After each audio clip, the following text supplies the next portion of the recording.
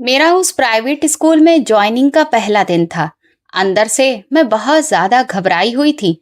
समझ में ही नहीं आ रहा था कि सारी चीजें कैसे हैंडल करूंगी, क्योंकि मुझे स्कूल में पढ़ाने का कोई खास एक्सपीरियंस भी नहीं था। ऊपर से बाकी जो टीचर्स थे वो थोड़े से घमंडी लग रहे थे। कोई भी ऐसा नहीं लग रहा था जो मेरी किसी भी चीज में मदद कर सके। मुझे मेरा टाइम टेबल पकड़ा दिया गया था और उसके अकॉर्डिंग ही मैं एक एक करके अपनी क्लास ले रही थी। लंच के बाद मेरे 2 पीरियड फ्री थे, इसलिए मैं स्टाफ रूम में आकर बैठ गई। तभी वहां पर एक और लड़की आई जो उस स्कूल में पहले से ही टीचर थी। उसने जैसे ही मेरी तरफ देखा तो वो समझ गई कि मैं न्यू ज्वाइनिंग हूँ। वो तुरंत मेरे बगल वाली कुर्सी पर आकर बैठ गई और मुस्कुराकर उसने मेरा नाम पूछा। मैंने उसे बताया कि मेरा नाम गीता है और उसने मुझे अपना नाम शांति बताया। वहीं से हमारी दोस्ती की शुरुआत हुई। वहां पर जितने भी टीचर्स थे उनमें वो सबसे ज्यादा बातूनी और हंसी मजाक करने वाली लड़की थी। कई बार काम के प्रेशर की वजह से जिसे देखो वही चिड़चिड़ा रहता था, या फिर टीचर्स आपस में कम ही बात करते थे। लेकिन बस एक वही थी जो किसी भी सीरियस सिचुएशन को बिल्कुल हल्के फुल्के माहौल में बदल देती थी। शुरू में मुझे उसकी ये आदत थोड़ी अजीब सी लगती थी, लेकिन धीरे धीरे मुझे उसकी आदत पसंद आने लगी, क्योंकि इस वजह से कई बार काम के प्रेशर में भी दिमाग बिल्कुल हल्का रहता था और हंसी मजाक करते हुए ही हम सारा काम अच्छे से कंप्लीट कर लेते थे। चाहे फिर बच्चों की कॉपियां चेक करनी हो, क्वेश्चन पेपर तैयार करना हो या फिर रिजल्ट तैयार करना हो। अब तो ऐसा हो गया था कि हम अपने फ्री पीरियड में अक्सर साथ बैठते थे और लंच भी साथ ही करते थे। अगर कभी मैं स्कूल पहले पहुंच जाती तो मैं उसका बेसब्री से इंतजार करती, और अगर वो पहले पहुंच जाती तो वो मेरा इंतजार करती। अगर स्कूल में कोई भी फंक्शन होता तो हम दोनों एक ही रंग की साड़ी पहनते। हर जगह हम दोनों साथ होते और इसी वजह से बाकी का स्टाफ हमें अक्सर कहता कि ये तो लगता है जैसे कि जुड़वा बहने हो। इस पर शांति हंसकर बोलती, हाँ सही कहा, हमारे माँ बाप ही अलग हैं, वरना तो हम एक ही हैं। उसकी ये बात सुनकर मुझे बहुत खुशी होती। मुझे पहली बार कोई ऐसा दोस्त मिला था जिसके साथ इतनी गहरी दोस्ती हो गई थी, क्योंकि कॉलेज तक की पढ़ाई में और स्कूल के दिनों में भी मुझे कभी कोई इतना अच्छा दोस्त नहीं मिला। एक दिन लंच के बाद हम दोनों का ही फ्री पीरियड था। शांति मुझसे बोली, तुम तो मेरी इतनी अच्छी दोस्त हो और मुझे तुम्हारे साथ बहुत अच्छा लगता है, लेकिन जब तुम्हारी शादी कहीं और पर हो जाएगी और मेरी कहीं और, तो फिर हम दोनों अलग हो जाएंगे। उसकी ये बात सुनकर मैं उदास हो गई और चुपचाप बैठ गई। थोड़ी देर सोचने के बाद वो बोली, क्यों ना हम लोग इस दोस्ती के रिश्ते को रिश्तेदारी में बदल दें? बताओ तुम्हारा क्या कहना है? मैं तो उसकी बात सुनकर हैरान हो गई। मुझे समझ नहीं आया कि वो कहना क्या चाहती है। मैंने कहा, शांति क्या मतलब है तुम्हारी बात का? तो वो जोर से हंसते हुए बोली, अरे मेरा एक भाई है, अगर सोचो तुम्हारी उससे शादी हो जाए तो मजा ही आ जाए। उसकी बात सुनकर मैं थोड़ा सा शर्मा गई और घबराकर बोली, पागल हो गई हो क्या? ये कोई मजाक की बात है? वो तुरंत गंभीर होकर बोली, अरे नहीं यार, मैं बिल्कुल भी मजाक नहीं कर रही। अगर तुम मेरी भाभी बनकर मेरे घर में आ जाओगी ना तो मुझे बहुत खुशी होगी। सोचो हम एक साथ एक ही घर में रहेंगे, पूरा दिन हंसते खेलते कब बीत जाएगा हमें तो पता ही नहीं चलेगा। हम साथ में बाजार जाएंगे, रात को भी एक साथ छत पर बैठकर ढेर सारी बातें करेंगे। मैंने कहा, अच्छा और फिर जब तुम्हारी शादी हो जाएगी तब? तो वो मुंह बनाते हुए कहने लगी, अरे तब की तब देखी जाएगी ना, लेकिन जब तक मेरी शादी नहीं होगी तब तक तो हम साथ रहेंगे ना। और फिर मेरी शादी के बाद भी मैं तुमसे जब चाहूं तब मिलने आ सकूंगी, आखिर वो मेरा मायका होगा। वैसे भी तुम मुझसे 3 साल बड़ी हो तो पहले शादी तो तुम्हारी ही होगी, मेरी शादी में तो अभी वक्त है। उसकी ये बात सुनकर मैं कुछ बोल ना पाई, लेकिन मेरे दिल में अजीब सी हलचल होने लगी। उसकी ये बात मुझे अंदर ही अंदर खुशी भी दे रही थी, लेकिन डर भी लग रहा था कि ना जाने उसके घर का माहौल कैसा होगा। मैंने उससे कहा कि अगर मेरी किस्मत में होगा तो फिर तुम जो चाहती हो वो हो जाएगा। ये सुनते ही उसने तुरंत मेरा हाथ पकड़कर कहा, तो फिर ठीक है, अब मैं इस बारे में अपने घर में बात करूंगी और पूरी कोशिश करूंगी कि तुम ही मेरी भाभी बनो। अभी कुछ ही दिन बीते थे कि शांति अपने घर वालों के साथ मेरे घर रिश्ता लेकर आ गई। मेरे घर पर भी सबको ये रिश्ता पसंद आया, क्योंकि मेरे परिवार को जैसा लड़का चाहिए था, शांति का भाई बिल्कुल वैसा ही था, और इसीलिए सब कुछ बहुत जल्दी हुआ। चट मंगनी पट गया। मेरे माँ बाप भी बहुत खुश थे। शादी की तैयारी के दौरान मैं और शांति घंटों अपने कपड़े, ज्वेलरी, मेकअप और ना जाने कितनी तरह की शॉपिंग को लेकर खूब बातें करते, और कई बार मार्केट जाते हमने डिसाइड किया कि हम हर एक फंक्शन पर किस तरह की ड्रेस पहनेंगे। सच कहूँ तो वो दिन मेरी जिंदगी के सबसे खूबसूरत दिन थे।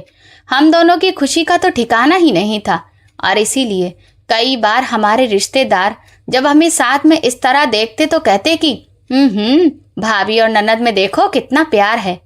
जिस दिन शादी थी उस दिन मुझे सुबह से ही एक अजीब सी घबराहट हो रही थी। शायद ऐसा हर दुल्हन के साथ होता होगा, क्योंकि नए घर के नए लोग, सब कुछ कैसे एडजस्ट होगा, ये सब सोच सोच कर मन घबरा रहा था। बारात आई तो शांति तुरंत दौड़ते हुए मेरे पास आ गई।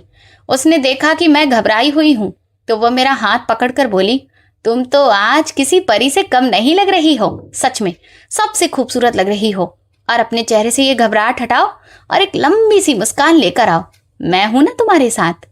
मैंने उससे कहा कि सच में ये सब सिर्फ तुम्हारी वजह से ही है, क्योंकि तुम मेरे साथ हो। वो कहने लगी, अभी तो ये कुछ भी नहीं है, आगे देखना हम दोनों कैसे एक साथ अपने घर में खूब खुश रहेंगे। शादी के बाद जब मैं ससुराल पहुंची तो हजारों उम्मीदें मेरे दिल में थीं। मैंने सोचा कि शांति जैसी सहेली जब मेरे साथ है तो फिर ससुराल में एडजस्ट करने में मुझे जरा भी दिक्कत नहीं होगी। पर विदाई के बाद मैंने वहां का जो माहौल देखा उसमें मुझे अजीब सी उलझन और ना जाने कितने सारे सवाल दिख रहे थे। मेरी जेठानियां भी बहुत तेज तर्रार किस्म की थी और वो अपनी तीखी नजरों से मुझे बार बार परख रही थी। कोई कहता कि ये तो बड़ी ही नाजुक कली लग रही हैं, ये भला घर की जिम्मेदारी कैसे उठाएंगी। सास हमारी बड़ी तारीफ कर रही थी कि मेरी नई बहू तो बहुत जिम्मेदार होगी। अब ये तो वक्त ही बताएगा कि ये सबकी उम्मीदों पर कितना खरी उतरती है। उन सबकी बातें मुझे डरा रही थी, लेकिन फिर भी मैंने अपने दिल को तसल्ली दी कि मैं सब कुछ संभाल लूंगी, और वक्त के साथ जो लोग आज मुझ में कमियां ढूंढ रहे हैं, कल वही लोग मेरी तारीफ भी करेंगे। शांति ने मेरे चेहरे की परेशानी पढ़ ली थी और इसीलिए वो मेरे पास आकर बैठी और उसने मेरे कान में धीरे से कहा, डरो मत गीता, तुम्हारे साथ मैं हूं ना। बड़ी भाभीियों की तो आदत ही ऐसी है। मैंने एक हल्की सी मुस्कान दी, लेकिन सच तो ये था कि मैं अंदर से बहुत घबरा रही थी। रात को जब मेरे पति कमरे में आए तो उन्होंने मेरी बहुत तारीफ की। वो कहने लगे, सच में मैं बहुत किस्मत वाला हूं जो तुम्हारे जैसी पत्नी मुझे मिली। मैंने कहा कि ये सब सिर्फ शांति की वजह से हुआ है। वो कहने लगे कि वो तो बहुत ही जिद्दी है, एक बार जो ठान लेती है उसे पूरा करके ही मानती है। अगले दिन से ही मैंने घर की जिम्मेदारियां एक एक करके अपने कंधों पर लेना शुरू कर दिया था। मुझे लगा था कि मैं जब सब कुछ अच्छे से संभालूंगी तो मेरे लिए सब आसान रहेगा। इसी वजह से तो मैंने अपनी जॉब भी छोड़ दी थी, क्योंकि अब मुझे सिर्फ अपने घर गृहस्थी को ही देखना था। लेकिन जैसे जैसे दिन बीत रहे थे मुझे समझ आ रहा था कि मैं जितना इस बात को आसान समझ रही थी ये उतना आसान भी नहीं है, क्योंकि घर में हर वक्त कलेश मचा रहता था। हर छोटी बात को बड़ा बनाकर बहस होती। जेठानियां कभी सास से झगड़ा करती तो कभी आपस में ही लड़ती रहती। मेरी सास भी कुछ कम नहीं थी। कभी कभी तो ऐसा लगता कि जैसे ये घर नहीं बल्कि एक युद्ध का मैदान है, जहां सबको इस बात की होड़ मची है कि हमें ही जीतना है, जैसे कि जीतने वाले को कोई इनाम मिलेगा। मुझे समझ नहीं आता था कि ये लोग एक दूसरे के प्रति अपने दिलों में इतना जहर भरकर एक ही छत के नीचे आके रह कैसे लेते हैं। उन सबकी रोज रोज की चीखने, चिल्लाने और तंज भरी बातों से मैं जब भी परेशान होती तो शांति के पास जाकर कहती कि ये सब ऐसे क्यों हैं, तो वो जोर से हंसकर कहने लगती, अरे ये तो इन सब की आदत ही है, तुम भी इन सब की आदत डालो, ये तो यहाँ का रोज का ही है। इसे ऐसा समझो कि जैसे कोई सीरियल चल रहा है बस, और चुपचाप अपना काम करो। मुझे लगा कि वो ठीक ही कह रही है। मैं बिना बात इन लोगों की बातों को लेकर सोच सोच कर अपना दिमाग खराब करती हूँ, जबकि उन पर तो कोई असर ही नहीं होता। फालतू में मुझे टेंशन होती है, लेकिन फिर भी मुझे हमेशा बहुत उलझन होती थी।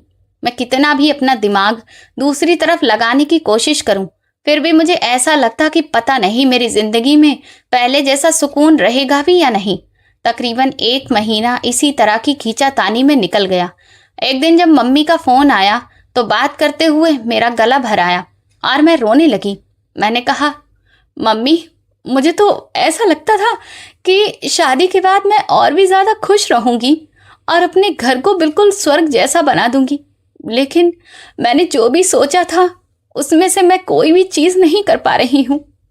मम्मी मुझसे बोली, हिम्मत रखो बेटा, शादी की शुरुआत में कई बार ऐसा होता है, कई सारी मुश्किलों का सामना करना पड़ता है, ये तो दुनियादारी है। जैसे जैसे समय बीतेगा सब कुछ अपने आप ही एडजस्ट हो जाएगा और तुम्हें ठीक लगने लगेगा। ये सुनकर मैं चुप हो गई, पर सच कहूँ तो मुझे तसल्ली नहीं हुई थी। एक दिन जब मैं चाय लेकर शांति के कमरे में गई तो वो मुझसे कहने लगी, देखा, मैंने तुमसे बोला था कि हम हमेशा साथ रहेंगे। मैंने उससे कहा कि शांति, दोस्ती और रिश्तेदारी दोनों ही बहुत अलग चीजें होती हैं। दोस्ती हमें खुशियां देती है, जो दिल चाहे वो कहने, सुनने और करने की आज़ादी देती है, लेकिन जब हम किसी रिश्ते में बन जाते हैं तो वहां हर कदम पर एक नई परीक्षा हमारा इंतजार करती है। ये सुनते ही शांति ने मेरे कंधे पर हाथ रखा और बोली, तो फिर कोई बात नहीं, इस परीक्षा को हम दोनों मिलकर पास करेंगे। मैंने गहरी सांस ली और अपने दिल को समझाया कि मैं फिर से सब कुछ ठीक करने की कोशिश करूंगी, और शायद यही मेरी सबसे बड़ी गलती थी, क्योंकि मुझे समझ ही नहीं आ रहा था कि कभी कभी सिर्फ किसी एक की कोशिश से सब कुछ बेहतर नहीं होता। अगर आप किसी घर में रहते हैं तो वहां चीजों को बेहतर करने के लिए सबकी कोशिश मायने रखती है। जैसे जैसे दिन बीते शांति का व्यवहार भी अजीब सा होने लगा। अब तो वो कई बार मेरे कमरे में बिना किसी इजाजत के यूं ही जब मन होता तब आ जाती थी। कई बार मैं अपने पति के साथ रात में बैठकर आराम से बात कर रही होती थी तो वो ऐसे ही दरवाजा खोलकर बेधड़क अंदर आ जाती और कहती, भाभी, मैं बहुत बोर हो रही हूँ, इसीलिए सोचा कि तुम्हारे पास आ जाऊं, हम दोनों खूब बातें करेंगे।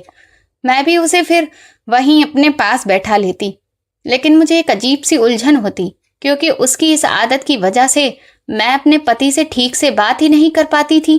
पूरा दिन तो वो बाहर काम की वजह से ही बिजी रहते थे। रात को ही हमें साथ में थोड़ा बहुत वक्त मिलता था, लेकिन उसमें भी अक्सर शांति आकर हमारे कमरे में बैठ जाती और फिर तो मेरे पति भी उससे लंबी लंबी बातें करने लगते। वो लोग अपने पुराने स्कूल और कॉलेज के किस्से दोहराते रहते और मैं चुपचाप सुनती रहती। मैं खुद को समझाती कि वो मेरे पति की बहन है तो ये सब एक साधारण सी बात है, लेकिन ये सब अब रोज होने लगा था। एक दिन मैंने अपने पति से शिकायत करते हुए कहा कि कभी कभी हमें एक दूसरे के लिए भी वक्त निकालना चाहिए। शांति हर रोज ही हमारे साथ आकर बैठ जाती है, मैं आपसे तो कोई बात कर ही नहीं पाती हूँ, मुझे ये सब अजीब सा लगता है। इस पर मेरे पति ने कहा कि वो मेरी लाडली बहन है, तुम उसकी किसी भी बात को अपने दिल पर मत लिया करो। मैंने धीरे से ठीक है कह दिया। जब मेरे पति ने मेरा मुंह लटका हुआ देखा तो बोले, देखो, तुम उदास मत हो, मैं आगे से ख्याल रखूंगा। लेकिन सच तो ये था कि उन्होंने आगे से कोई भी ख्याल नहीं रखा, बस मेरा दिल बहलाने के लिए मुझसे ऐसा कह दिया। एक शाम जब मैं अपने पति के धुले हुए कपड़े प्रेस कर रही थी तभी शांति कमरे में आई और बोली, भाभी, कल मैं किसी दूसरे स्कूल में इंटरव्यू देने जा रही हूँ। वहाँ मुझे उम्मीद है कि मेरी सैलरी थोड़ी और बेहतर हो जाएगी, पर वहाँ पर वो लोग पहले टेस्ट लेंगे, इसीलिए मुझे आप थोड़ी सी तैयारी करवा दो। मैंने उसकी बुक्स हाथ में ले ली और फिर उसे तैयारी में मदद करने लगी। इस बीच अचानक से वो कहने लगी, अच्छा ये बताओ, मेरा भाई तुम्हें कैसा लगता है? मैंने कहा कि वो मेरे पति हैं तो मुझे अच्छे ही लगेंगे ना। इस पर वो बोली कि तुम्हें पता है वो बहुत जिद्दी है, भले ही वो मुझसे बड़ा है लेकिन बचपन में भी मुझे जो चीज पसंद आती थी उसे वही चीज अपने लिए चाहिए होती थी। अब देखो ना, तुम मुझे पसंद आई थी, इसीलिए तो मेरी तुमसे इतनी अच्छी दोस्ती हो गई थी, लेकिन उसने तुम्हें मुझसे भी छीन लिया। ये कहकर वो हंसी तो सही, लेकिन उसकी आंखों में मुझे कुछ और ही दिख रहा था। मुझे समझ नहीं आ रहा था कि शांति के दिमाग में आखिर चल क्या रहा है। अगले दिन मेरी बुआ सास आई। मैं उनके लिए किचन में चाय नाश्ता तैयार कर रही थी और मेरी जेठानियां उनके पास बैठकर बातें कर रही थी। जब मैं चाय नाश्ता लेकर ड्राइंग रूम में पहुंची तो एक जेठानी कहने लगी, ये है आपकी नई बहू, लेकिन ये ज्यादा घर का काम काज नहीं जानती हैं, बस शकल सूरत से अच्छी दिखती हैं, इसीलिए देवर जी ब्याह कर ले आए हैं। शांति ने जैसे ही ये सुना तो वो तुरंत बोली कि हाँ वो तो है, लेकिन गीता भाभी दिल की बहुत साफ हैं। देखा जाए तो शांति ने मेरी तारीफ तो की थी, लेकिन उसका अंदाज ऐसा लग रहा था जैसे वो मुझे ताना दे रही हो। पर मैं उन लोगों के सामने कुछ भी नहीं कह पाई। अंदर ही अंदर मुझे घुटन सी हो रही थी। एक दिन मैंने सोचा कि मैं माँ को फोन करूं और बोलूं कि यहाँ का माहौल बहुत अजीब सा है और मेरा दिल कर रहा है कि मैं 1-2 महीने के लिए आपके पास चली आऊं। लेकिन फिर मैंने खुद को समझाया कि अगर मैं माँ से ये सब कहूंगी तो वो बेकार में ही परेशान हो जाएंगी। एक दिन शाम को जब मेरे पति ऑफिस से आए तो 5 मिनट बाद ही वो कहीं चले गए। मैं उस वक्त किचन में थी। मुझे समझ नहीं आया कि आखिर वो कहाँ गए हैं। जब काफी रात को वो लौटे तो मैंने उनसे पूछा कि आप मुझे बिना बताए कहाँ चले गए थे। तो कहने लगे कि वो शांति की एक सहेली का बर्थडे था, मैं उसके साथ ही उसके घर गया था। ये सुनकर मैं चुप हो गई, पर मेरे दिल में सवाल उठने लगा कि शांति अगर चाहती तो मुझे भी अपनी सहेली के घर लेकर जा सकती थी ना, लेकिन मेरी मौजूदगी की तो किसी को पड़ी ही नहीं थी। दिवाली आने वाली थी, इसलिए घर की साफ सफाई का काम मुझे सौंप दिया गया। लेकिन उस दिन मेरी जेठानियों ने पूरा घर सिर पर उठा लिया। उन्होंने गला फाड़ फाड़ कर चिल्लाना शुरू कर दिया कि मैं सिर्फ सफाई करने का नाटक कर रही हूँ, जबकि मैं कोई भी काम अच्छे से नहीं करती हूँ। वो मेरी सास को बुला बुला कर हर एक कोना दिखाने लगी कि ये देखो, यहाँ पर अभी भी धूल दिख रही है। सारा दिन काम तो हम दोनों ही अच्छे से करती हैं, ये नई बहू तो बस काम करने का ड्रामा करती है। उन दोनों की बातें सुनकर मुझे जरा भी हैरानी नहीं थी, क्योंकि वो आए दिन ऐसे ही बखेड़ा खड़ा करती थी। लेकिन शांति की बात ने तो मुझे हैरान ही कर दिया। वो भी कहने लगी, मम्मी आपको ही अब छोटी भाभी को समझाना होगा कि वो घर गृहस्थी कैसे चलाई जाती है, वरना ऐसे तो उनकी वजह से आए दिन घर का माहौल खराब होता रहेगा। मैं सोचने लगी कि घर का माहौल मेरी वजह से खराब होता है या इन लोगों की वजह से। झगड़ा तो ये लोग खड़ा करते हैं और इल्जाम मुझ पर डाल रहे हैं। और फिर इस घर में शादी करने का दबाव तो शांति ने ही मुझ पर बनाया था ना, और आज वही मुझ में कमियां निकाल रही थी। मुझे समझ नहीं आ रहा था कि आखिर वो चाहती क्या थी। अगर कभी मेरे पति मेरे साथ कहीं बाहर रात को मूवी देखने या फिर डिनर करने का प्लान बनाते तो शांति हमें अकेले कहीं नहीं जाने देती। वो हमेशा हमारे साथ चल देती। मैं मन ही मन कुड़कर रह जाती कि वो कभी भी हमें थोड़ा सा भी वक्त अकेले क्यों नहीं देती।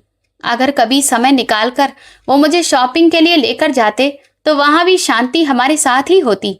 मैं अगर किसी एक चीज को पसंद करती तो शांति अपने लिए 2-3 चीजें आगे बढ़कर ले लेती। हमारे पास गाड़ी नहीं थी, मोटरसाइकिल थी, और ऐसे में अक्सर शांति हम दोनों पति पत्नी के बीच में ही बैठती थी। मुझे ये सब अब बहुत ही अजीब लगने लगा था। जब ये चीज कई बार हुई तो एक दिन मैंने कह दिया कि क्या जरूरी है कि शांति हमेशा हमारे बीच में ही बैठे। इस पर मेरे पति कहने लगे, अरे वो तो बचपन से ही ऐसी है, तुम क्यों बिना बात छोटी छोटी बातों को बढ़ाती रहती हो। मैं फिर कुछ नहीं बोली, लेकिन ऐसा लगता था जैसे मेरे दिल में हर वक्त कुछ ना कुछ चुभता रहता। 2 दिन बाद मेरा बर्थडे था और मम्मी पापा ने मुझे और मेरे पति को घर पर बुलाया था। मेरे ससुराल में तो किसी ने भी मेरा जन्मदिन सेलिब्रेट नहीं किया, लेकिन मेरे मम्मी पापा ने एक छोटी सी पार्टी रखी थी जहां सिर्फ हम 3-4 लोग ही थे। मैंने सोचा कि आज रात को मैं अपने पति के साथ कैंडल लाइट डिनर करूंगी। इसके लिए मैंने पूरी तैयारी भी कर ली और ना जाने कितने हसीन सपने देखने लगी कि हम खूब सारी अच्छी अच्छी बातें करेंगे। जिस वक्त हम दोनों घर से निकल रहे थे उस वक्त शांति स्कूल गई हुई थी। मैं खुश थी कि वो इस वक्त घर पर नहीं है, वरना वो शायद यहाँ भी हमारे साथ ही चल देती। घर पहुंचकर मैंने देखा कि मम्मी पापा ने केक मंगवाया हुआ था। जैसे ही मैं केक काटने वाली थी कि तभी शांति वहां आ गई, जिसे देखकर मैं ना चाहते हुए भी परेशान हो गई, पर बाकी सब लोग खुश थे। फिर मैंने खुद को समझाया कि मेरा जन्मदिन है और वो मेरी नंद है, तो अगर वो शामिल भी हो भी गई तो इसमें कोई बुरी बात नहीं है। लेकिन मुझे हैरानी तब हुई जब वो रात को मेरे घर पर ही रुक गई और उसने जिद की कि वो मेरे साथ ही मेरे कमरे में रहेगी। मुझे ये सब बिल्कुल भी अच्छा नहीं लग रहा था। मेरे पति ने भी कुछ नहीं कहा। मेरा पूरा प्लान उसने खराब करके रख दिया था। 2 दिन बाद जब मैं अपने ससुराल वापस लौटी तो मैंने इस बारे में अपने पति से साफ साफ शब्दों में शिकायत की। मेरा गुस्सा देखकर उन्होंने मुझे दिलासा दिया कि वो इस बारे में शांति से बात करेंगे। मुझे लगा कि शायद अब तो कम से कम सब ठीक होगा। लेकिन अगली सुबह शांति सबके सामने बोली कि गीता भाभी को लगता है कि मैं उनके और भैया के बीच में आ गई हूँ। मुझे उनके साथ कहीं भी नहीं जाना चाहिए। ये सुनते ही मैं एकदम से घबरा गई। मेरी सास तुरंत बोलने लगी, ये सब ऐसी ही होती हैं, इन्हें अपनी नंदें बर्दाश्त ही नहीं होती। ऐसी लड़कियों को ससुराल वाले नहीं, बस सिर्फ अपना पति ही चाहिए होता है। यही सब सोचकर तो ये अपने घर से शादी करके आती हैं ताकि घर वालों के बीच में दरार डाल सकें। मैं ये सब सुनकर हैरान थी, लेकिन सबसे ज्यादा हैरान इस बात पर थी कि इस दौरान मेरा पति चुपचाप बैठा रहा। मैं सोचने लगी कि आखिर मेरी गलती क्या है। इसके बाद से तो शांति का व्यवहार और भी ज्यादा बुरा हो गया था। वह हर छोटी छोटी बात पर मुझे ताने देती। जब मैं किचन में खाना बनाती तो मेरे खाने में वो 50 तरह की कमियां निकालती। अगर मैं उससे कहती कि मैं कर लूंगी तो मेरी सास तुरंत मुझे टोकती कि तुम्हें अगर इतनी ही अकल होती तो तुम्हें टोकने की जरूरत नहीं पड़ती। ये इस घर की बेटी है और इसे इस घर के सदस्यों के बारे में ज्यादा अच्छे से पता है। ये सुनकर मैं चुप हो जाती, लेकिन अंदर ही अंदर मुझे बहुत दुख होता। शांति ने जैसे अब उस घर में मुझे अकेला कर देने के लिए घर के बाकी सदस्यों को भी मेरे खिलाफ करना शुरू कर दिया था। वो मेरी बाकी जेठानियों को भड़काती कि मैं तो बस थोड़ा बहुत ही काम करती हूँ, बाकी का काम तो उन लोगों को करना पड़ता है। ये सुनते ही वे भी गुस्से में कहने लगती कि हाँ, सारी जिम्मेदारी हम उठाते हैं और ये आराम से बैठी रहती है। जबकि सच ये था कि मैं भी हर वक्त काम करती थी, लेकिन मेरी मेहनत तो कभी किसी को दिखाई ही नहीं देती थी। एक दिन मैंने अपने पति से फिर से शिकायत की कि शांति मुझे हर वक्त बातें सुनाती रहती है। तो उन्होंने मुझसे कहा कि तुम्हें थोड़ा धैर्य रखना होगा। अरे वो छोटी है, कभी कभी ज्यादा बोल देती है। मैं मन में सोचने लगी कि अब वो इतनी भी छोटी नहीं रही कि उसके दिल में जो आए वो मुझसे कह दे। मेरी जिंदगी अब हर बीतते दिन के साथ मुश्किल होती जा रही थी। शांति जो कभी मेरी सबसे अच्छी दोस्त थी, अब मेरे लिए सबसे बड़ी मुसीबत बन चुकी थी। उसका व्यवहार मुझे हर रोज अंदर से तोड़ता था। जब देखो तब शांति अपनी साजिश का जाल मेरे लिए बुनती रहती। अगर मैं कभी खुश होकर बाजार से अपने लिए कोई नया कपड़ा लाती तो वो उस पर भी ताना मारती कि ये रंग आप पर बिल्कुल भी नहीं खिलता। अगर मैं कभी हंसकर अपने पति से बात करती तो वो तुरंत टोकने लगती कि इतनी जोर जोर से क्यों हंसती हो, आखिर ऐसी भी क्या खुशी मिल गई है तुम्हें? तुम इस घर की बहू हो और इतनी जोर से हंसना तुम्हें शोभा नहीं देता। वो हर छोटी छोटी बात पर मुझे सबके सामने शर्मिंदा करती। मेरे दिल में आता कि मैं ये सब अपने माँ बाप को बताऊं, लेकिन फिर उन्हें दुख न पहुंचे ये सोचकर मैं चुप रह जाती, क्योंकि मुझे लगता था कि अगर मैं उनसे शिकायत करूंगी भी तो वो लोग मुझे ही समझाएंगे कि वो तुम्हारा ससुराल है और ससुराल में अक्सर लड़कियों को बहुत कुछ बर्दाश्त करना पड़ता है। शादी के बाद के रिश्ते बहुत नाजुक होते हैं, जिन्हें बड़ी सावधानी से संभालना पड़ता है। इस दौरान मैं अपने आप को एकदम अकेला महसूस करने लगी थी, लेकिन तभी एक खुशखबरी ने मेरी जिंदगी में दस्तक दी। मैं माँ बनने वाली थी। मैं बहुत खुश थी कि अब मेरा अपना बच्चा इस दुनिया में आएगा और कोई तो होगा जिसके साथ मैं हर वक्त अपनापन महसूस करूंगी। जब मैंने ये खबर अपने पति को दी तो वो भी बहुत खुश हो गए और उन्होंने मेरा ख्याल रखना शुरू कर दिया। मैं सोचने लगी कि काश वो हमेशा के लिए ऐसे ही हो जाएं, लेकिन ये सब देखकर शांति मुझे और भी ज्यादा चिढ़ाने लगी। एक दिन वो कमरे में आई और बोली, ये तो बहुत अच्छा है, अब तो आपको काम ना करने का बहाना मिल गया। अब तो सारे काम हम लोगों को ही करने पड़ेंगे। मैंने धीरे से कहा कि जो कुछ मैं कर पाऊंगी वो करती रहूंगी। वो कहने लगी, अरे मैं तो बस ऐसे ही कह रही थी। मैं माँ को बोल दूंगी कि अब आपको ज्यादा काम न दिया जाए। जबकि हुआ इसका बिल्कुल उल्टा। मेरी सास ने मुझे और ज्यादा काम बता दिए। अगर मैं जरा सी भी देर कर देती तो वो तुरंत जोर जोर से आवाज देने लगती कि अभी से ही आराम करने लगी, अभी से ही बहाने बनाने शुरू कर दिए। अरे अभी तो शुरुआत के ही दिन हैं। इधर शांति की भी शादी तय हो गई थी और उसने अपनी जॉब भी छोड़ दी थी। उसको दिए जाने वाले सामान की शॉपिंग भी धीरे धीरे की जाने लगी थी। उसे सब कुछ नया दिलाया जा रहा था, लेकिन फिर भी उसकी नज़र मेरे सामान पर ही रहती थी। एक दिन वो कमरे में आई और मेरी अलमारी खोलकर बोली, आपकी ये साड़ी सबसे खूबसूरत है। मैं शादी के बाद पहले दिन यही पहनूंगी, तो सब लोग मेरी तारीफ करते हुए नहीं थकेंगे। मैंने देखा तो वो मेरी फेवरेट साड़ी थी और ये बात वो बहुत अच्छे से जानती थी। वो कहने लगी, आप दूसरी खरीद लेना। मैंने दिल पर पत्थर रखकर कुछ नहीं कहा। अगले दिन वो मेरी एक जोड़ी पायल और मेरे कुछ नए कंगन भी लेकर चली गई।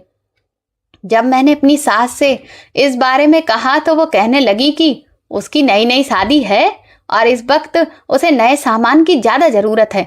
नई दुल्हन को सब कुछ अच्छा मिलना चाहिए। मैंने धीरे से कहा कि लेकिन ये सब कुछ तो मेरा है। इस पर सास तुरंत बोली कि ये सब इस घर का है और इस घर की हर चीज घर की बेटी की ही होगी। मैं सोचने लगी कि फिर मेरी अपनी पहचान कहाँ है। जो भी चीज है मुझे मेरे माँ बाप ने दी थी और वो भी मुझसे एक एक करके वापस ली जा रही थी, लेकिन फिर भी मैं चुप रही। मुझे लगा कि शायद शांति की शादी हो जाएगी तो कम से कम तब तो मेरी जिंदगी में सुकून होगा। अब तो मेरी सास भी बढ़ चढ़कर हर समय शांति का साथ दे रही थी। एक दिन जब मैं कमरे में आई तो मैंने देखा कि मेरे जेवरों के कुछ बॉक्स खुले पड़े थे और उनमें से जेवर गायब थे। जब मैंने अपने पति से कहा तो वो टाल मटोल करते हुए बात इधर उधर करने लगे। जब मैंने थोड़ा दबाव डाला तो बोले कि वो सब शांति के दहेज में शामिल कर दिया है।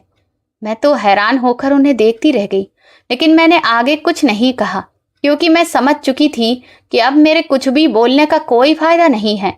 घर में तैयारियां हो रही थी, फंक्शन चल रहे थे और मेहमान भी आ रहे थे, लेकिन शांति का ध्यान हर वक्त सिर्फ मेरी बुराई करने में ही रहता था। वो मेहमानों के सामने भी कहती कि भाभी तो इतनी नाजुक हैं कि बस अभी से ही थक जाने का ड्रामा करती रहती हैं। ये सुनकर सब लोग मेरा मजाक उड़ाते और मैं उदास हो जाती।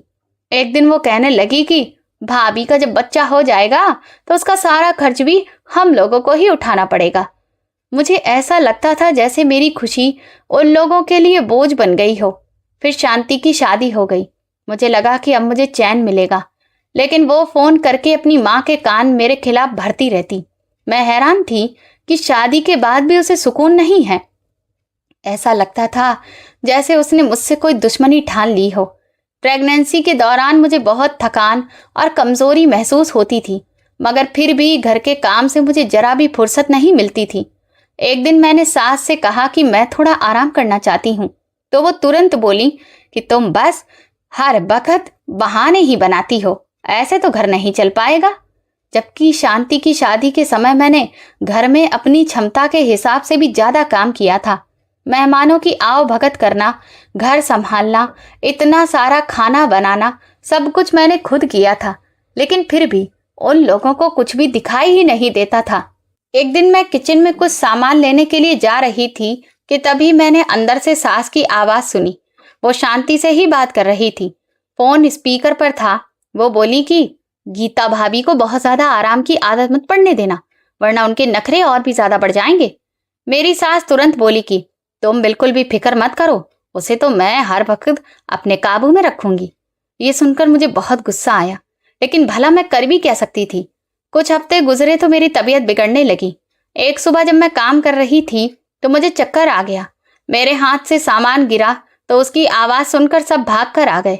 मैं दीवार का सहारा लेकर धीरे धीरे बैठ रही थी। सास चिल्लाकर बोली कि क्या ड्रामा लगा रखा है।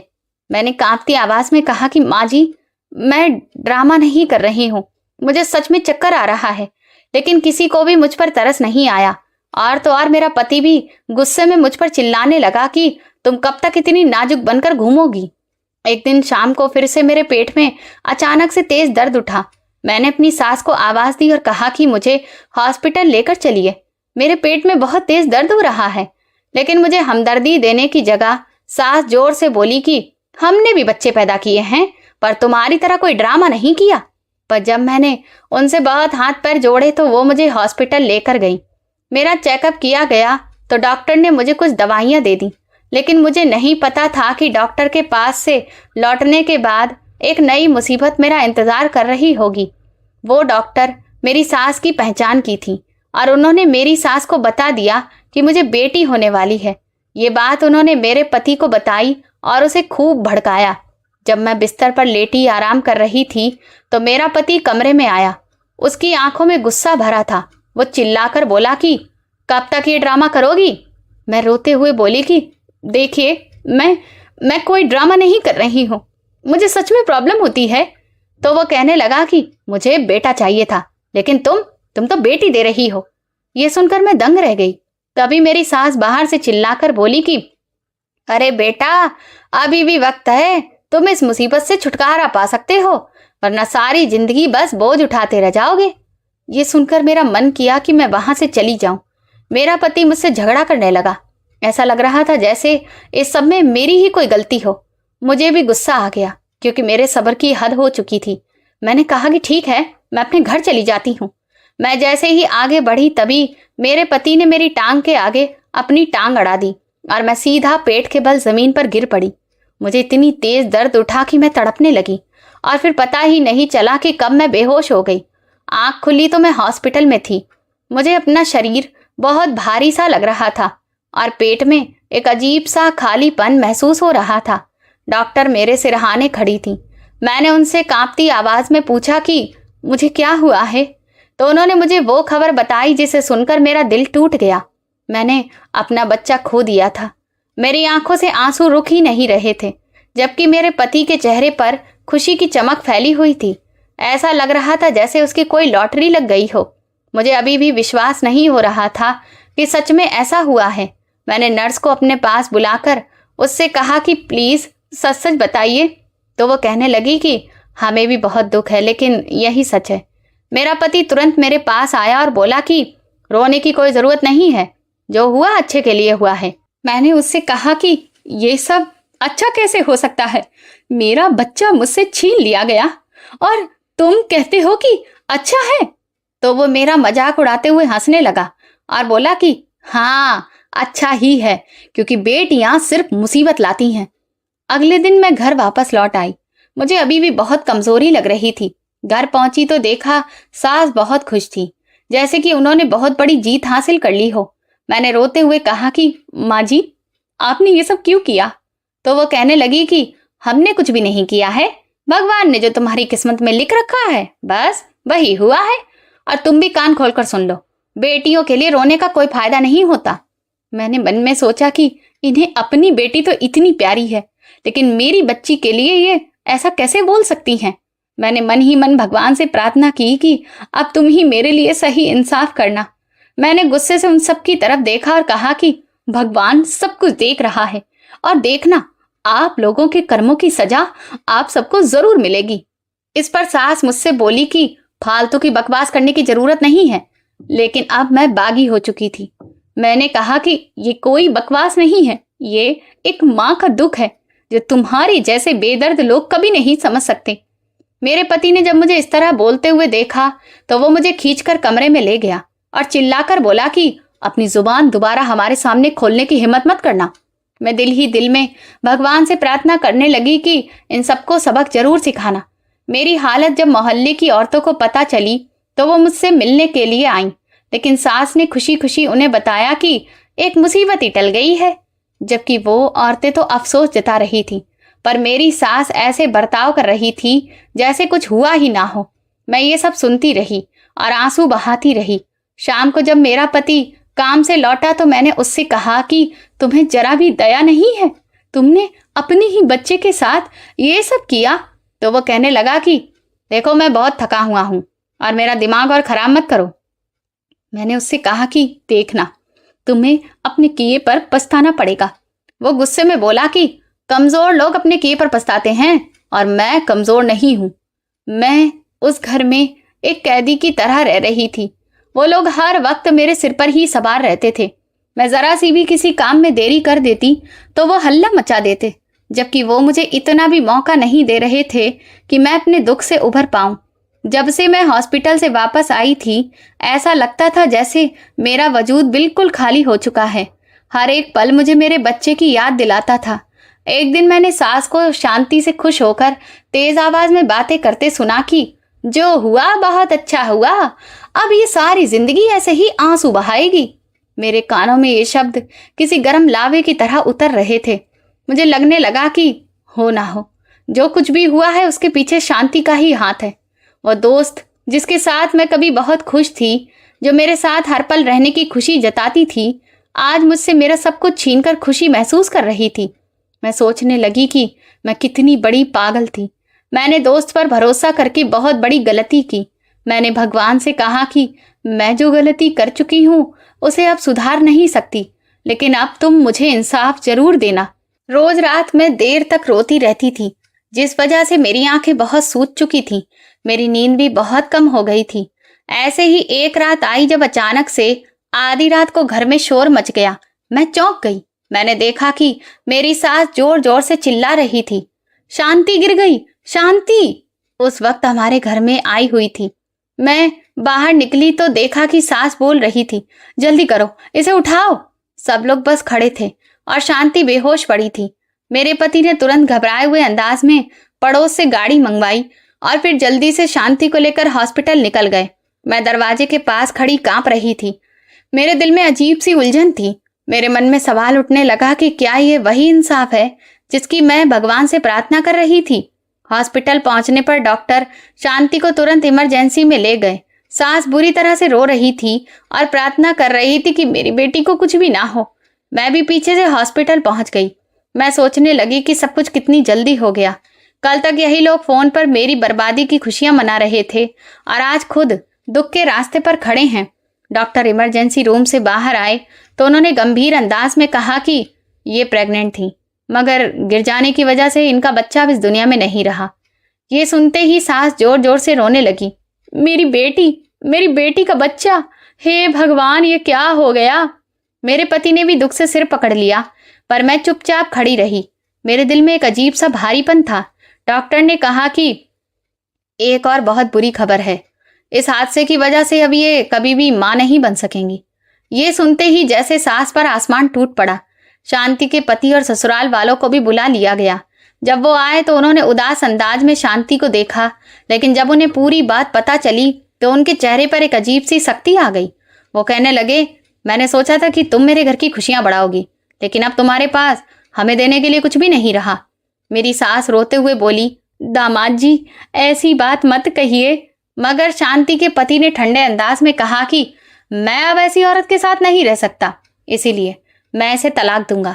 वो पल ऐसा था कि जैसे मेरे दिल का बोझ एकदम से हल्का हो गया, पर कहीं ना कहीं मुझे शांति के लिए थोड़ा सा दुख भी महसूस हो रहा था। वो शांति जिसने मेरा सब कुछ छीना, आज खुद खाली हाथ रह गई थी। एक हफ्ते बाद शांति को तलाक के कागज घर पर भिजवा दिए गए। घर में बिल्कुल मातम पसरा हुआ था। सास हर वक्त बैठी रोती रहती थी। अब वो किसी से बात भी नहीं करती थी। मेरा पति भी बिल्कुल चुप हो गया था। मैं सब कुछ शांति से देख रही थी और सोचती थी कि भगवान, ये तुम्हारा ही इंसाफ है। शांति की हालत बहुत बुरी हो चुकी थी। उसकी आंखें रो रो कर लाल हो चुकी थी। अब वो जब भी मुझे देखती तो फूट फूट कर रोने लगती और बोली, भाभी, मुझे माफ कर दो। मैंने तुमसे तुम्हारा सब कुछ छीना। मैंने मम्मी को भी तुम्हारे खिलाफ खूब भड़काया और भाई के भी कान भरे, लेकिन मैंने तुम्हारे साथ जो किया, भगवान ने मुझे वही सब वापस कर दिया। अब मैं एक तलाकशुदा औरत हूँ। उसकी आंखों से बहते हुए आंसू देखकर मेरे दिल में ख्याल आया कि मैं सब कुछ भूलकर उसे गले से लगा लूं। मेरा दिल जैसे दो हिस्सों में बंट चुका था। एक हिस्सा कुछ और कहता था और दूसरा हिस्सा कुछ और। एक हिस्सा कहता था कि शांति वही है जिसने तुम्हें बर्बाद किया, लेकिन मेरे अंदर की इंसानियत कहती थी कि ये एक ऐसी औरत है जो पूरी तरह टूट चुकी है। मैंने अचानक आगे बढ़कर उसे गले लगा लिया तो वो फूट फूट कर रोने लगी। सास ने ये सब देखा तो रोकर बोली, बेटी, हमें माफ कर दो। हमने तुम्हें बहुत दुख पहुंचाया है, लेकिन भगवान ने हमें हमारे कर्मों का फल दे दिया। मैंने कहा कि मैंने भगवान से इंसाफ मांगा था और उन्होंने इंसाफ कर दिया। उस दिन से घर का माहौल बदल गया। सास हमेशा खामोश रहने लगी। पति भी अब मुझसे नजरें मिलाने से बचता था, लेकिन मेरे दिल का बोझ अभी भी हल्का नहीं हुआ था। मैं भगवान से रोज कहती कि आपने इंसाफ तो किया, लेकिन मेरे दिल के जख्म शायद कभी नहीं भरेंगे। एक रात मैंने शांति को कमरे में रोते देखा तो मैं उसे तसल्ली देने पहुंची। वो मेरा हाथ पकड़कर बोली, अगर आप मेरा सहारा ना बनती तो मैं तो पागल हो जाती। मुझे तो लगा था कि आप भी मुझे ठुकरा देंगी। मैंने कहा, शांति, तुमने जो किया वो तुम्हारी सोच थी, लेकिन भगवान ने जो किया वो तुम्हारे किए का अंजाम है। ये सुनकर वो दोबारा रोने लगी और बोली कि मैं अपनी गलती कभी नहीं भूलूंगी। मेरे पति ने भी अपनी गलती दिल से मान ली और अब वो मेरा बहुत ख्याल रखने लगा है। शांति भी हर वक्त अफसोस में डूबी रहती है। सास के चेहरे पर भी पछतावा साफ दिखाई देता है। दिन, महीने और साल गुजरते जा रहे हैं, मगर मेरे दिल का जख्म आज भी ताजा है। मैं उन सबके साथ रह रही हूं, पर दिल से उन्हें माफ नहीं कर पा रही हूं। जब भी मेरा पति मुझसे अच्छे से बात करता है तो मेरी आंखों के सामने वही पल आ जाता है जब उसने मेरी टांग खींचकर मुझे नीचे गिरा दिया था और मेरी मां बनने की खुशी मुझसे छीन ली थी। ये मेरी जिंदगी का सबसे बड़ा जख्म है, लेकिन मेरे पास अब कोई और रास्ता भी नहीं है। जब मैंने अपने माँ बाप से बात की तो उन्होंने भी आखिर यही कहा कि बेटी, अब वही तुम्हारा घर है और अगर तुम यहाँ वापस आ गई तो समाज की जहरीली बातें हम सह नहीं पाएंगे। मैंने रोते हुए उनसे कहा, तो क्या मैं ये सब झेलती ही रहूं, वहीं रहूं? पापा ने गहरी सांस लेकर कहा कि हम भी मजबूर हैं। तुम्हारे लिए हमारे घर के दरवाजे कभी बंद नहीं हैं, लेकिन दुनिया का मुंह हम बंद नहीं करवा सकते। ये सुनकर मैं पूरी तरह से टूट गई। मेरे पति ने एक दिन मुझसे कहा कि मैं जानता हूं कि मैं तुम्हारी माफी के काबिल नहीं हूं, लेकिन फिर भी मैं कोशिश कर रहा हूं। मैंने उससे कहा कि तुमने मेरे साथ जो किया वो जख्म कभी नहीं भरेगा। शांति की हालत अब भी बहुत खराब रहती है। उसे अपना कोई होश नहीं रहता। मुझे कुछ समझ नहीं आता कि क्या मैं इन सबको माफ कर दूं, क्योंकि मैं खुद भी एक पल के लिए सुकून महसूस नहीं कर पाती। एक रात मैंने सपने में देखा कि एक छोटा सा बच्चा हाथ फैलाकर मुझे माँ माँ कहकर पुकार रहा है। जब मेरी आंख खुली तो मेरी आंखों से आंसू बह रहे थे। मैं सोचने लगी कि शायद ये भगवान की तरफ से कोई इशारा है कि मैं सब्र कर लूं, या शायद इन लोगों को माफ कर दूं। पड़ोस की कुछ औरतों ने भी मुझे समझाया कि वक्त सारे जख्म भर देता है, लेकिन मैंने कहा कि कुछ जख्म कभी नहीं भरते, वो आत्मा तक को पकड़ कर रख लेते हैं।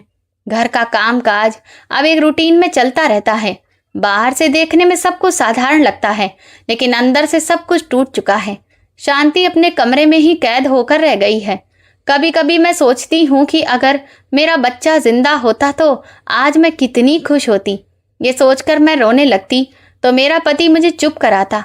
मैं उससे कहती कि अगर तुम सच में मेरा दुख समझते तो यह दिन कभी नहीं आता जब तुमने मेरी कोख उजाड़ दी। वो सिर झुकाकर चुप रह जाता। ये सवाल आज भी मेरी आत्मा को झकझोरता है और शायद मेरी आखिरी सांस तक मेरे साथ ही रहेगा कि क्या मुझे अपने पति को माफ कर देना चाहिए, या ये पाप इतना बड़ा है कि मेरी आत्मा हमेशा इसके बोझ तले दबी रहेगी। क्या इसका जवाब मुझे उस दिन मिलेगा जब मैं इस दुनिया से चली जाऊंगी और भगवान के सामने पहुंचूंगी। दोस्तों, आपका क्या सोचना है कि मुझे क्या करना चाहिए? इस कहानी का संदेश ये है कि रिश्ते सिर्फ प्यार से नहीं बल्कि भरोसे, सम्मान और इंसानियत से निभते हैं। ईर्ष्या, स्वार्थ और गलत सोच इंसान से उसके अपने ही रिश्ते छीन लेती है, जबकि हर अच्छे या बुरे कर्म का फल देर सवेर जरूर मिलता है। किसी भी महिला के साथ अन्याय करना, उसकी भावनाओं और मातृत्व का अपमान करना सबसे बड़ा पाप है। इसीलिए हमें हमेशा सच्चाई, दया और न्याय का साथ देना चाहिए, क्योंकि भगवान के घर देर हो सकती है लेकिन अंधेर कभी नहीं होता। तो दोस्तों, आप किस शहर से हमारी कहानी सुन रहे हैं और आपको ये कहानी पसंद आई हो तो प्लीज कमेंट करके हमें जरूर बताएं। इस वीडियो को लाइक करें, ज्यादा से ज्यादा शेयर करें और हाइप दें। साथ ही चैनल को सब्सक्राइब करना ना भूलें। और अगर आपको मेरी मेहनत पसंद आई हो तो मुझे सुपर थैंक्स देकर अपना प्यार और सपोर्ट जरूर दिखाएं, ताकि मैं आपके लिए ऐसी ही शानदार कहानियां लाती रहूं। ये कहानी पूरी तरह से काल्पनिक है और इसका उद्देश्य केवल मनोरंजन, जागरूकता और सामाजिक संदेश देना है। कहानी के सभी पात्र, घटनाएं, नाम और स्थान काल्पनिक हैं। यदि इनका किसी जीवित या मृत व्यक्ति, संस्था या वास्तविक घटना से कोई मेल हो जाए तो उसे मात्र संयोग समझा जाए। इस कहानी का उद्देश्य किसी व्यक्ति, परिवार, समुदाय या संस्था की भावनाओं को ठेस पहुंचाना नहीं है। धन्यवाद।